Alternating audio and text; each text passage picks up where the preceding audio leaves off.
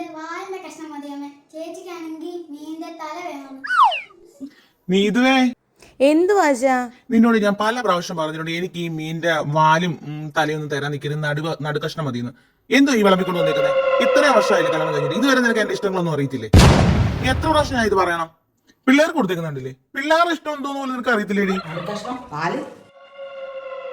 അമ്മ ഇതെന്തോ മീൻ മുഴുവനെ വെച്ചേക്കുന്നേ? മീൻ മുഴുവൻ വെച്ചേക്കുന്നത് എന്താന്ന്? അതെ, നിങ്ങൾ അപ്പനും മക്കൾക്ക് ഒരാൾക്ക് തല മതി, ഒരാൾക്ക് നടുവ് മതി, ഒരാൾക്ക് വാല് മതി. പിന്നെ രാവിലെ മുതൽ വൈകിട്ട് ഒരു 4-5 മീനും മേടിച്ചുകൊണ്ട് വരും.